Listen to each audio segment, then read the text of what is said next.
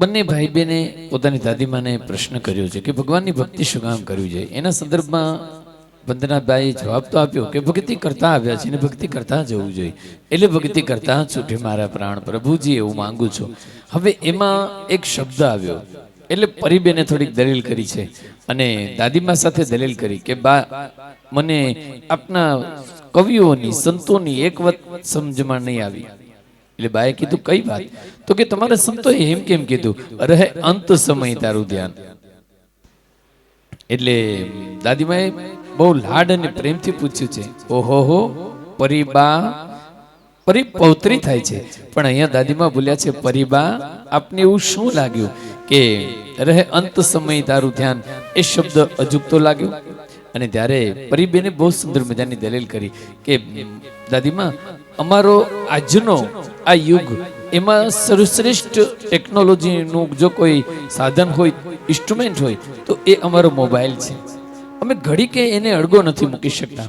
સતત અમારું મોબાઈલમાં ચિત રહે છે. એટલું જ નહીં બા અમે રાત્રે સૂતા હોય ને તો એ મોબાઈલ અમારી પાસે અને અમારા ઓશિકે હોય યા તો અમારી આજુબાજુમાં હોય એ મોબાઈલને અમારે એમ નથી કહેવું પડતું કે રાત્રે સૂતી વખતે કે હે મોબાઈલ સવારે ઉઠું ત્યારે રહે તારી યાદ મોબાઈલ એવું માંગુ છું. એટલે આ ટેકનોલોજી એક સામાન્ય એણે એમને એવા વશ કર્યા છે જાણે વશીકરણ કરી લીધું છે. અમે એની ક્ષણભર આઘો નથી મૂકી શકતા. તો એક સામાન્ય વૈજ્ઞાનિક ઇન્સ્ટ્રુમેન્ટ જો આટલું બધું આકર્ષક હોય અને એને અમે જો અડગો નથી જ મૂકી શકતા તો તમારા સંતોને એમ કેમ લખવું પડ્યું રહે અંત સમય તારું ધ્યાન.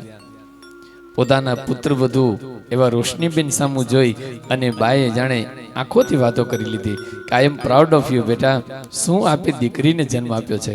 મમ્મી બહુ ખુશ થયા છે, બંને સાસુ બહુ પ્રસન્ન થયા. અને હવે દાદીમાં પોતાના પરીબેનને જવાબ આપે છે કે બેટા શાસ્ત્રોમાં એક પ્રમાણ છે અંતે મતિ સો ગતિ. એટલે સંતોએ માંગ્યું છે કે જીવન તું ગમે તેવું જીવાડી લે અને જીવન દરમિયાન વિચારો ગમે ત્યાં હોય. ભલે અમે અહીંયા અત્યારે પ્રાર્થના સભામાં બેઠા છે, ગજેરામાં બેઠા છે, પણ અચાનક મન ક્યાં જતું રહે કઈ નક્કી ન હોય. કદાચ જંબુસર જતું રહે, પાદરા જતું રહે, વડોદરા જતું રહે, કઈ નક્કી નહીં, ભરૂચ જતું રહે. એટલે અહીં સંતોએ માંગ્યું છે કે આખી જિંદગી તું ગમે ત્યાં મનને મોકલે તો ચાલે, અંતે મન તારામાં રહે, અંતે ચિત્ત તારામાં રહે. એટલે દેવભાઈ લાડકો પૌત્ર એમણે પ્રશ્ન કર્યો કે બા એવું કેમ? અને ત્યારે દાદીમાએ કીધું છે કે અંતે મતિ સો ગતિ. આપણા શ્રીમદ ભાગવત મહાપુરાણમાં ભરતજીનો એક પ્રસંગ છે કે એમણે અંત સમયે મૃગની ભાવના કરી.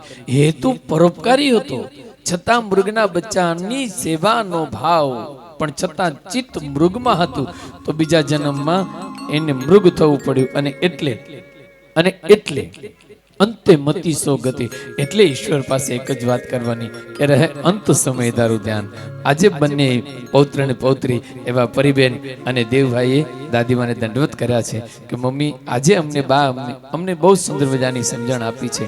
અને ત્યારે બાજુમાં ઉભેલા એમના લાડકા દેરાણી ચેતનાબેન પ્રફુલભાઈ ભટ્ટે કીધું કે જેઠાણીજી મોટી બેન તમે તમારા બાળકોના પ્રશ્નનો જવાબ આપ્યો તો હવે મને મારા એક પ્રશ્નનો જવાબ આપો. માજી સરપંચ શ્રી વંદનાબાએ કીધું છે કે ઓહો હો તમે બાળકોની રેન્જમાં આવી ગયા. અને તરત પોતાના લાડકા પુત્રવધુ વર્તમાન સરપંચ શ્રીમતી રોશનીબેન ધાર્મિકભાઈ ભટ્ટ એમના સામુ જોઈને જાણે બાએ પ્રશ્ન કરી લીધો હોય કે આજે પ્રશ્નોત્તરી દે છે કે શું. એટલે રોશનીબેને અસમર્થતા દર્શાવી કે આઈ ડોન્ટ નો. અને છતાં ચેતનાબેનના પ્રશ્નનો જવાબ આપતા બા બોલ્યા છે કે બોલો